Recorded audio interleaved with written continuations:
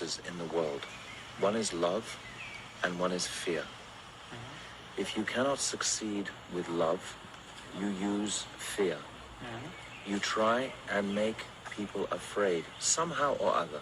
We have been subjected to this for so long. All of us came from ISKCON. But Raganuga Bhakti is also like that. Because in the Shastra, Srila Bhaktisiddhanta Saraswati, he's giving so many things saying, no, don't read Govinda Lilamrita.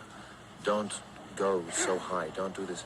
But until you get the courage and the mercy, that prohibition is good because it checks you. But when you have the courage of your conviction, then it doesn't matter what the world says. You know Krishna, and you will just go for that. No people can legislate, in opposition for you. You understand? I'm trying to tell the overview, not just the detail of he's saying this and saying this is all like actually baby thing. This is part of the intimidation that is being used to maintain, their status quo in ISKCON. They don't want...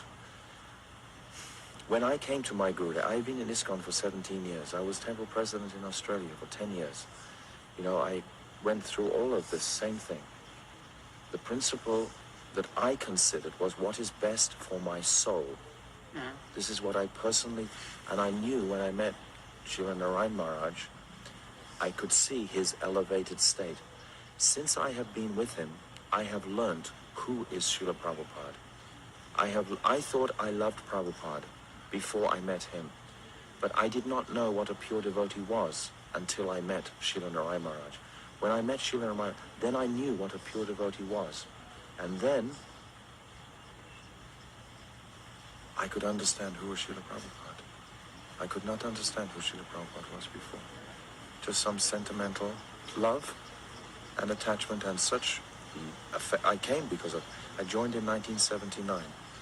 I thought Prabhupada was going to initiate me, and then after some time they told me, oh no, he's left the planet.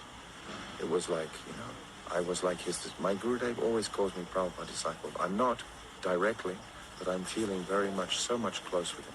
But he has taught me who is Prabhupada. He has taught me with the light of his realization, what is Prabhupada saying? Let me give you one example, very clear. In Chaitanya Charitamrita, Adi Leela, chapter 1, verse 4, there's this beautiful verse, Anapita Chirin Chirat, Kurunaya Bhartino Kalo, Samaravayitam, Unnata Ujvala, Rasam Swabhakti Shriyam. These first two lines of this verse. This word Shriyam, Prabhupada translates as treasure. What is the treasure? When I think of treasure, I think like a treasure chest, like a box, But what is inside? He did not say. He left for his successors to say. And inside is Manjari Bhav. This is what Chaitanya Mahaprabhu is giving. He's giving Swa Bhakti Shriyam. Swa means own, Bhakti. Krishna's own Bhakti is Radha. Shriyam, the beauty of Radha's Bhakti, is her servants, Radha Dasyam. This is the Gaudiya Siddhanta. Bhaktivedanta Swami Prabhupada could not tell all these truths directly to his disciples. They're just wiping the meat from their faces. Prabhupada was preaching for 10, 11 years only. What qualification did they have to hear any of this? If you don't want to go further, no problem. You stay in Vaidhi Marg and for this is Prem Ras Niryas Korite Asvadan. Rag Marg, Bhakti Loke, Korite Pracharan. The reason for Mahaprabhu's advent is Prema Ras and to give Rag Marg. This is the reason he has come. I am not qualified for Rag Marg, but my Guru is showing me what is Rag Marg. I am performing Vaidhi Marg completely, but I know what is the sadhya, what is the goal. My Guru has shown me what is the goal. Now in this other ISKCON, Raganuga is quite intimidating because there's no false ego there. When you really come to Vrindavan in the heart, there's no false ego.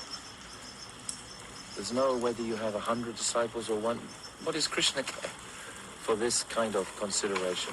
Whether you have a big temple or not a big temple. This is all external. It's important, but it's external. But unless we are connecting with the internal, the external has no value really. And this is the tragedy with ISKCON. I know Shivaram Swami quite well. I know what he's doing now. I know his desperation right now for a taste for juice. I meet many ISKCON people.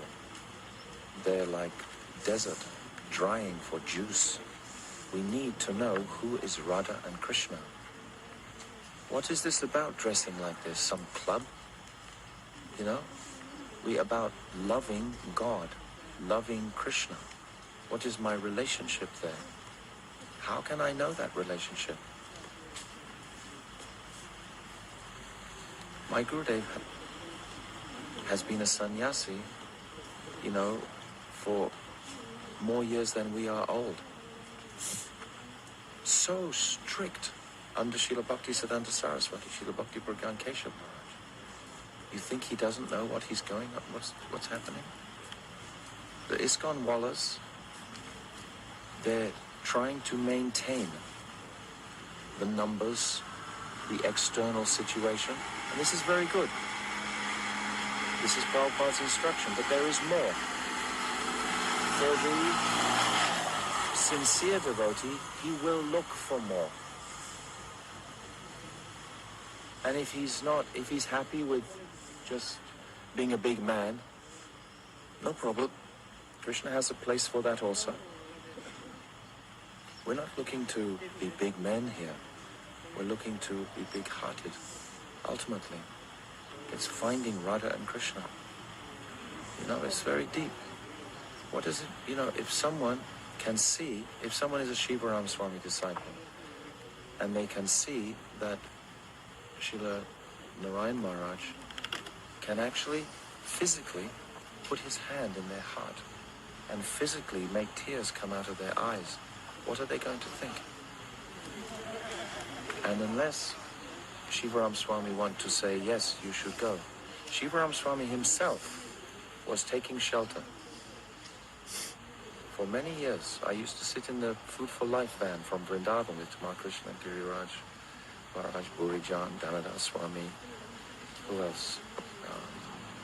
Jayadvaita Swami a little bit, Shamrani at that time, Jadavani. Then all going across to Srila Narayan Maharaj every day to see him. My wife at the time, I was in Grihastha ashram. She was one of Srila Narayan Maharaj's first disciples in 91. She would be sitting talking with Srila Narayan Maharaj in his room, and the message would come, oh, all the ISKCON gurus are waiting outside. My Gurudev would say, let them wait. He knew how proud. He's trying to help them purify. Then they would come in after half an hour waiting, very angry. And they would look at these women. Why you think you're more important than us? And my Gurudev would see, hear what was happening.